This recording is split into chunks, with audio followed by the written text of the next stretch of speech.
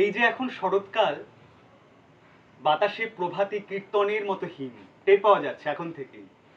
এমন দিনে এরকম শরৎকালের ভোরবেলায়, শরৎকালে দুজন সন্তান আছে বলে আমার মনে হয়। শরৎকালকে প্রসূতি মা মনে হয়।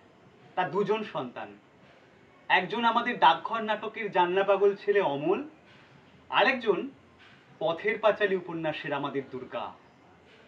এমনই কোনো শারদ বেলায়, শরৎকালীন কোনো এক অপরাহ্ন নাকি সন্ধ্যাবেলায় দুজনেই অনন্তের হাতছানিকে এড়াতে পারে না।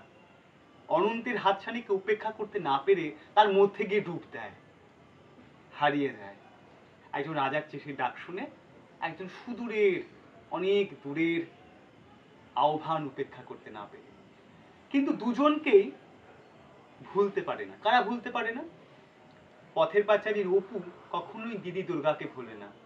নিশ্চিন্দিপুর ছেড়ে চলে যাবার সময়ও তার দু চোখ জলে ভরে আসে।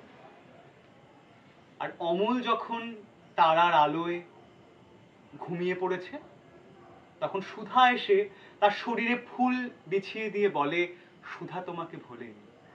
এই যে অনন্তের ডাক শুনে কোথায় চলে যাওয়া, বেরিয়ে পড়া, এরকম মানুষদের কথাই শরৎকালে বেশি বেশি করে মনে পড়ে আমার। যেখানে বসে কথা বলছি এখন এই মুহূর্তে, এটা ঠিক কাটোয়া এবং নবদ্বীপের ঠিক একটা মধ্যবর্তী জায়গা। এখান থেকেই নিমাই ঘর ছেড়েছিল নবদ্বীপ থেকে, কাটোয়ার দিকে সন্ন্যাস যাত্রা করেছিল। কিন্তু শুনেছি গল্প, যখন সে ঘর ছেড়ে চলে যাবে, মার কাছে তো অনুমতি নেওয়া প্রয়োজন, কিন্তু অনুমতি পাওয়া যাবে না। তখন সচিমা ঘুমিয়ে আছে ভোরের দিকে, নিমাই ঘরের কাছে দাঁড়িয়ে তখন কোকিল ডাক ডাকছে, কুহু কুহু রবে বারে বারে কোকিল ডাক ডাকছে। আর সচিমা ভাবছেন আধুঘুমো তন্দ্রায় কোন কোকিল এমন করে ডাকে। তখন সচিমা বলে, ব্রজের কোকিল তুই ব্রজে যা রে।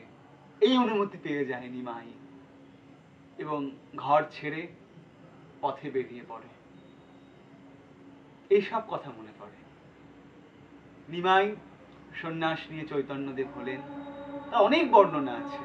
গোবিন্দ দাস বলছেন, নীরদ নয়নে নিরঘন সিঞ্চনে পুলক মুকুল অবলম্ব শ্বেদ মকরন্দ বিন্দু বিন্দু চুগত বিকশিত ভাব কদম্ব।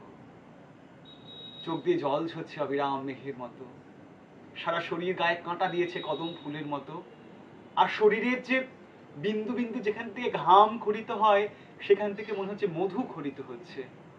আর পায়ের কাছে ভ্রমর গুনগুন গুনগুন করছে পদ্ম ফুল ভেবে। এই আমার ঘর ছেড়ে বেরিয়ে পড়া চৈতন্যদেব। তার কথা মনে হয়। মনে হয় মাধুকরীর চালে ধন্য পুণ্যবান সেই অন্ন, কলার মোচা দিয়ে তৈরি করা রান্না খেয়ে জীবন আরো পুণ্যবান হবে। এইসব কথা বারে বারে বারে বারে মনে পড়ে। গত বছর রাস পূর্ণিমার দিন চারিদিক আকাশ দুধ সাদা আলোয় পূর্ণিমায় ভেসে যাচ্ছে। ঘুমের ঘোরে ঘুমো ঘোরে স্বপ্ন দেখলাম। কি দেখলাম? এক গৌরবর্ণ মানুষ, তার গলায় ফুলের মালা, সে বসে আছে চুপ করে একলা চাঁদের নিচে। তার হাঁটুর পর থেকে, জানুর পর থেকে বাকি অংশ নেই শরীরের। সেটা শ্রীখোলে রূপান্তরিত হয়েছে, সেটা শ্রীখোল হয়ে গেছে। শরীর থেকে শ্রীখোল বিচ্ছিন্ন নয়, অঙ্গাঙ্গী ভাবে যুক্ত। সেই শ্রীখোল, সেই গৌরবর্ণ মানুষ বাজাচ্ছেন, নিজেকেই নিজে বাজিয়ে বাজিয়ে আস্বাদ করছেন, আস্বাদন করছেন। যে অনন্তের হাতছানিতে মানুষ পথে বেরিয়ে পড়ে, যে কৃষ্ণের করাঙ্গুলির মতো আকাশে এই আরতিতে ডাকে মানুষ চলে যায় দূরে, সে অনন্তকে আমার নমস্কার। সে অনন্ত আমার জীবনকে আলো অন্ধকারে অমৃত বিষে দোলায়িত করেছে। আমার জীবন যেন ওই অনন্তের আশীর্বাদ নিয়ে আরো বেশি করে ক্ষমা ও সারল্যের দিকে যেতে পারে। জীবন যেন ভালোবাসার মাধুকরী হয়। সেই অনন্তকে, সেই কীর্তনাঙ্গকে, এই শরৎকালীন রোদ এবং হাওয়াকে, সেই বৈষ্ণব পদাবলী এবং চৈতন্যকে আমার নমস্কার। আমার নিতাই নিত গৌর একবার ডাকলে নিতাই